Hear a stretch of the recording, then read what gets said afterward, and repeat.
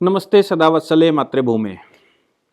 कल हम लोगों ने एक लेक्चर महमूद प्राचा, शायद मैं उसको बार बार महमूद पाशा बोल गया था, महमूद प्राचा के ऊपर रिकॉर्ड किया था। बहुत सारे लोगों ने उस पर प्रतिक्रिया की। मुझे तो अंदाज़ा भी नहीं था कि इतने ध्यान से लोग मुझे सुनते हैं, लेकिन आप लोगों ने इतने ध्यान से सुना और उस पर प्रतिक्रिया दी कि महमूद प्राचा है, ना कि पाशा। महमूद प्राचा, आज एक नई गतिविधि उन पर आई और नई गतिविधि क्या आई वो हमको जानने की ज़रूरत है। महमूद प्राचा ने एक गवाह, शायद उसका नाम इरशाद अली था, इरशाद अली पर प्रेशर डाला कि वो अपनी गवाही में ये कहे कि नवनीत ये लोग इस राइट्स में शामिल थे, यानी कि 3 हिंदुओं के नाम इस राइट में शामिल थे। इरशाद अली ने पुलिस को बताया कि महमूद प्राचा नाम का एक वकील है और वो हम पर प्रेशर ये बना रहा है कि हम ये गवाही दें कि ये 3 हिंदू भी इन राइट्स में शामिल थे, इन दंगों में शामिल थे।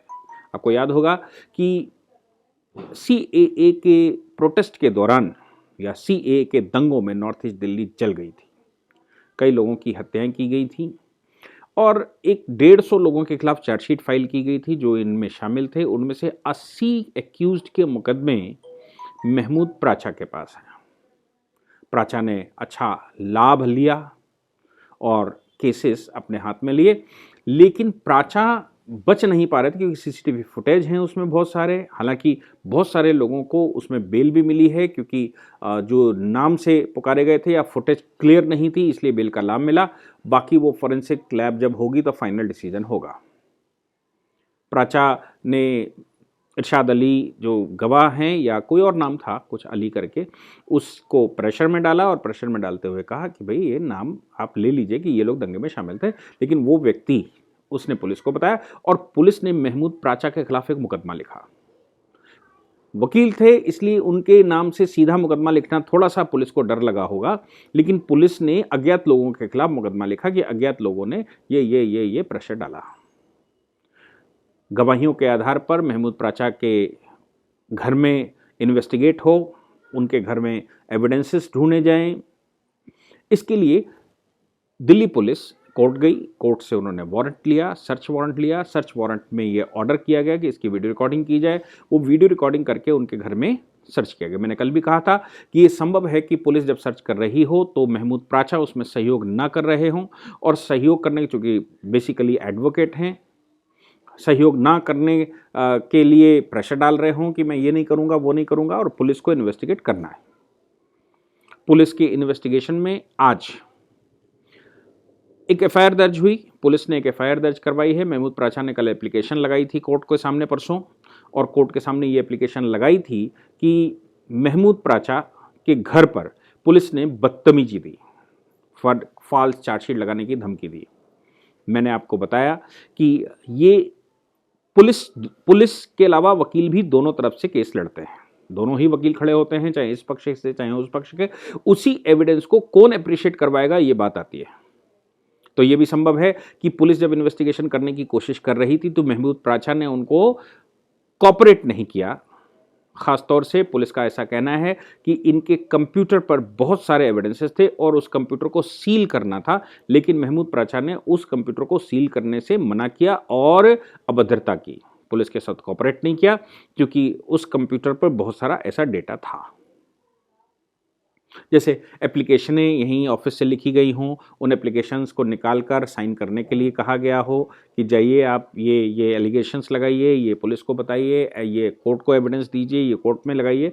ऐसे बहुत सारे लिखित चीज़ें आगे फॉरवर्ड हुई। पुलिस का ऐसा भी कहना है कि एक मलिक जिसका सरनेम है, उस व्यक्ति ने महमूद प्राचा के ऑफिस से कुछ अथॉरिटीज़ को मेल किया। वो मेल में बहुत सारी अभद्र भाषा का इस्तेमाल किया गया। हालांकि उस व्यक्ति ने डिनाई किया कि मैंने ऐसा कुछ नहीं किया, लेकिन पुलिस का ऐसा कहना है कि उस कंप्यूटर से चूंकि ऐसा हुआ है और कंप्यूटर पर बहुत सारे रिकॉर्ड्स हैं, इसलिए कंप्यूटर को सील करना ही मेरी प्राथमिकता थी, लेकिन कंप्यूटर सील नहीं किया गया, करने दिया। प्राचा को जब ऐसा कहा गया होगा कि कंप्यूटर सील करना है तो प्राचा ने पुलिस के साथ जो भी कहा हो। इस बात को लेकर दिल्ली बार एसोसिएशन ने भी एक पत्र लिखा दिल्ली बार एसोसिएशन ने कहा को प्राचा ने कहा कि भाई वकीलों के पास जो कम्युनिकेशन का राइट है वो एविडेंस एक्ट के तहत जो प्रोफेशनल कम्युनिकेशन होती है वो किसी भी एविडेंस से बाहर होती है और वो एविडेंस के दायरे में नहीं आती। इसलिए किसी भी वकील को इस तरह की सर्च नहीं की जा सकती। लेकिन चूंकि कोर्ट का वारंट था इसलिए पुलिस का डिफॉल्ट तो नहीं कहा जा सकता, कोर्ट को सेटिस्फाई किया गया होगा पुलिस के द्वारा, इसलिए कोर्ट ने ऐसा ऑर्डर किया होगा। चूंकि सर्च वारंट कोर्ट का था, वीडियो रिकॉर्डिंग उस पर करवाने की बात कही थी, इसलिए मुझे लगता है बार एसोसिएशन ने जब ये लिखा कि प्रोफेशनल कम्युनिकेशन को एविडेंस नहीं माना जाना चाहिए, ये सब कोर्ट के अंदर की बातें हैं। हालांकि दिल्ली बार एसोसिएशन ने बार काउंसिल ऑफ इंडिया को लिखा, बार काउंसिल ऑफ इंडिया ने कहा कि हम डेप्थ में नहीं जाते, लेकिन सबसे बड़ा सवाल जो है वो प्राचा के घर में 15 घंटे तक, ऐसा एलिगेशन लगाया गया कि पुलिस ने 15 घंटे तक सर्च किया। हम सब जानते भी हैं कि ये लीगल टेक्निकल पॉइंट है, इस पर सर्च करना इतना आसान नहीं, क्योंकि एक एक डॉक्यूमेंट पढ़ना पड़ा होगा पुलिस को।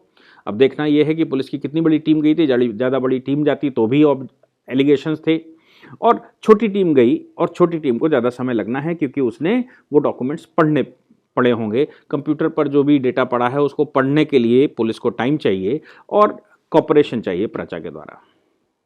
इसलिए पुलिस ने एक एफआईआर दर्ज की। प्राचा ने एप्लीकेशन लगाई थी कि पुलिस ने अभद्रता की, पुलिस ने भी एक एफआईआर दर्ज की कि सरकारी काम में जिस पर की सर्च वारंट था, उस सर्च वारंट के बावजूद प्राचा ने पुलिस के साथ बदतमीजी की, सरकारी काम को पूरा करने में बाधा पहुंचाई। प्राचा कोर्ट में ये एप्लीकेशन लगाएगी कि उसकी वीडियो रिकॉर्डिंग हमको दी जाए। पुलिस का ऐसा मानना है कि एक्यूज्ड को उसकी वीडियो रिकॉर्डिंग नहीं दी जा सकती, जबकि चीफ जुडिशियल मजिस्ट्रेट ने जो ऑर्डर किया, चीफ जुडिशियल मजिस्ट्रेट को 5 जनवरी को उस वीडियो रिकॉर्डिंग की कॉपी सबमिट करनी है पुलिस को। यानी कि पुलिस जो भी वहां इन्वेस्टिगेशन हुआ होगा उसकी वीडियो रिकॉर्डिंग करने के बाद वो वीडियो रिकॉर्डिंग सबमिट करनी है सीएमएम को 5 जनवरी को। प्राचा का कहना है कि इसकी रिकॉर्डिंग हमको भी दी जाए। अब प्राचा ने जब आज ये कहा कि हमको उसकी रिकॉर्डिंग दी जाए, तो बात पूरी क्लियर हो गई कि मामला क्या था। मामला ये रहा होगा कि प्राचा, जब इन्वेस्टिगेशन चल रहा होगा तो प्राचा और पुलिस के बीच में कुछ मिसकम्युनिकेशन हुआ होगा, आपस में रॉन्ग कम्युनिकेशन हुआ होगा, कुछ बात बड़ी इन्होंने की, कुछ उन्होंने बड़ी बात की होगी, क्योंकि पुलिस इन्वेस्टिगेशन करती है तो बड़ी गहराई से करती है और उसका इन्वेस्टिगेशन करना अधिकार भी है। चूंकि सर्च वारंट है इसलिए पुलिस को मना नहीं किया जा सकता। लेकिन प्राचा किस लिए ये वीडियो रिकॉर्डिंग मांग रहे हैं? उन्होंने वीडियो रिकॉर्डिंग मांगी होगी जिसको कोर्ट ने डिनाई कर दिया, और डिनाई करने के बाद उन्होंने कहा आप एक्यूज्ड हैं, आपको ये जब तक की चार्जशीट सबमिट ना हो जाए तब तक कोई भी जो एविडेंस कलेक्ट किए गए हैं वो आपको नहीं दिए जा सकते। वो तभी दिए जा सकते हैं जब 207-208 की प्रोसीडिंग पहुंचे, यानी कि कोर्ट के अंदर कॉग्निजेंस लिया जा चुका हो और कॉग्निजेंस लेने के बाद ट्रायल शुरू होने जा रहा हो, तभी आपको कोई एविडेंस दिया जा सकता। उससे पहले ड्यूरिंग इन्वेस्टिगेशन कोई एविडेंस नहीं दिया जा सकता। चूंकि अभी इन्वेस्टिगेशन चल रहा है इसलिए इस समय कोई एविडेंस नहीं दिया जा सकता। तो प्राचा ने उसकी टैक्टिक अपनाई होगी और उस टैक्टिक में एप्लीकेशन डाली और उस एप्लीकेशन में कहा गया कि उन्होंने मेरे साथ बदतमीजी की और इस बदतमीजी को आप जो वीडियो रिकॉर्डिंग की गई है, वीडियो रिकॉर्डिंग मंगवाइए, वीडियो रिकॉर्डिंग से वो बदतमीजी आप देख सकते हैं। यानी कि वीडियो रिकॉर्डिंग अगर दे दी जाएगी प्राचा को, और प्राचा इस समय एप्लीकेशन लेकर एप्लीकेंट बन गए हैं और प्राचा ये कहते हैं कि हमारे खिलाफ ये कार्रवाई हुई है और मेरे साथ बदतमीजी हुई है, आप चाहें तो एविडेंस के रूप में वो क्लिप देख लीजिए। जिस समय वो क्लिप प्राचा की इस एप्लीकेशन पर देखी जाएगी तो प्राचा को पूरा आइडिया हो जाएगा कि पुलिस के हाथ कौन कौन से सबूत यहां पर लगे हैं जिसका पुलिस यूज कर सकती है उनके एक्यूज, उनके क्लाइंट्स के खिलाफ, और ऐसे कौन कौन से एविडेंसेस हैं जो पुलिस का केस मजबूत करते हैं। चूंकि प्राचा को देखने को नहीं मिलेगा, कोर्ट ने डिनाई कर दिया उनको देने से, इसलिए यह संभव है कि प्राचा ने ऐसी एप्लीकेशन लगाई हो। लेकिन कॉन्फ्लिक्ट तो हुआ है दोनों के बीच में, क्योंकि दिल्ली पुलिस ने भी एफआईआर दर्ज की है और प्राचा ने खुद कोर्ट को बताया है कि मेरे साथ कुछ गलत किया है पुलिस ने। इसलिए मेरा मानना यह है कि यह पूरी प्रक्रिया इसलिए चली होगी, पहले तो प्राचा कोऑपरेट नहीं कर रहे होंगे, दूसरी बात प्राचा अपने क्लाइंट्स के लिए जो पुलिस ने वहां एविडेंसेस इकट्ठे किए होंगे और जो इन्होंने केसेस बनाए होंगे उस केस की तैयारी को, हालांकि केस की तैयारी किसी भी हालत में पुलिस एविडेंस के रूप में नहीं ले सकती, किंतु मामला ऐसा टेक्निकल फंस गया कि प्राचा को यह समझ में आया होगा कि जो मैं कह रहा हूं या जो हुआ है वो मैं कैसे अपने लिए आगे से तैयारी करूं और इन केसेस को कैसे हैंडल करूं, इसके लिए एविडेंस अगर ये वीडियो रिकॉर्डिंग मुझे मिल जाए तो ये पता लग जाएगा कि पुलिस के हाथ क्या क्या लगा है और पुलिस उस पर क्या क्या कर सकती है। ये टेक्निकल पॉइंट है, ये लीगल टेक्निकल है, इसलिए प्राचा ने पूरी टेक्निकलिटी इस्तेमाल करते हुए, वकालत के पेशे को पूरा इस्तेमाल करते हुए उन्होंने अपने तरीके से उसमें एप्लीकेशन किया है। मुझे उम्मीद है कि आप सभी लोग ये समझते होंगे कि टेक्निकली हम लीगली कैसे काम करते हैं और क्या पुलिस वर्सेस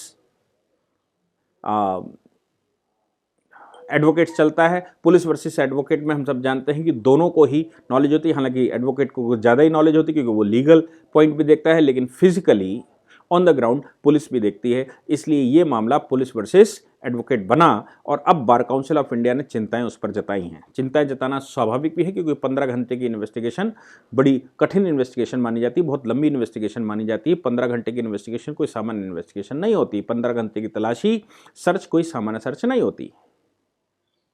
किंतु जब कोई व्यक्ति कॉपरेट ना करे और गहराई ज़्यादा हो, गूढ़ता ज़्यादा हो, तो फिर 15 नहीं, कभी कभी 25 घंटे भी लगते हैं और इन्वेस्टिगेशन लंबा चलता है। आपको याद होगा कि पी चिदम्बरम तो सुप्रीम कोर्ट के एडवोकेट थे, लेकिन उनके घर पर भी सीबीआई ने जब रेड मारा था तो एक लंबे समय तक उनके यहाँ सर्च चला था। तो मुझे लगता है कि मिस्टर प्राचा जो कह रहे हैं उससे ज़्यादा सेंसिटिव केस पी चिदम्बरम का था और पी चिदम्बरम को भी सुप्रीम कोर्ट ने इसमें कोई रियायत नहीं दी थी। इसलिए इस मामले में प्राचा की ये जो टेक्निकल पॉइंट हैं, ये जो टेक्निकल चीज़ें हैं, वो मुझे लगता है कि कोर्ट को भी समझ में आएगा, देश को भी समझ में आएगा कि वो किस प्रकार से, किस हद तक उन दंगाइयों को बचाने के लिए कानून का मिसयूज़ कर सकते हैं और हो सकता है। लेकिन हमारे लिए ये बार बार नए नए इलस्ट्रेशंस हैं, हमारे देश के लिए नए नए इलस्ट्रेशंस हैं। इसलिए हमारे पूरे देश को ये जो मैं बता रहा हूँ, लीगल कॉन्स्टिट्यूशनल जो पोजीशन बता रहा हूँ, उसके बारे में ज्ञान होना चाहिए, संज्ञान होना चाहिए और जानकारियाँ होनी चाहिए। इसलिए मैंने इस स्टोरी को पूरा कवर करने की कोशिश की और उन सभी को धन्यवाद जिन्होंने, मैंने महमूद पाशा कहा, उसको प्राचा में मुझे संज्ञान में दिलाया कि नाम सही लीजिए। Thank you very much. यदि आप लॉ पढ़ना चाहते हैं तो कहीं और क्यों जाना, हमारे ऐप को डाउनलोड करें और लॉ पढ़ें।